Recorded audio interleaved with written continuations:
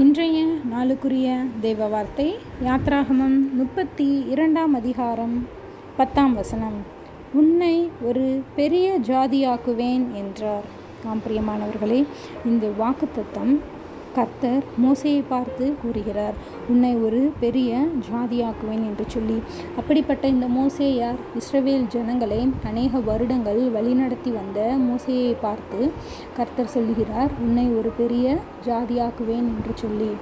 பிரியமானவர்களே, நாமும் கர்த்தருடைய வார்த்தைக்கு கீழ்ப்படிந்து நமக்கு எவ்வளவு பிரச்சனைகள் வந்தாலும் நாம் தேவனை நோக்கி மாத்திரம் பார்க்கும் பொழுது நிச்சயமாகவே நமக்கு எதிராக வரும் எல்லா கஷ்டங்களையும் மீறி அவர்கள் கண்களுக்கு முன்பாக நம்மை ஒரு பெரிய ஜாதியாக மாற்றுவதற்கு நம்மளுடைய தேவன் வல்லமையுள்ளவராய் இருக்கிறார். அப்படிப்பட்ட தேவனை விசுவாசியுங்கள், நிச்சயமாகவே உங்களுடைய வாழ்க்கை சந்தோஷமாக மாறும். கர்த்தர் தாமே உங்களை ஆசீர்வதிப்பாராக. ஆமென்.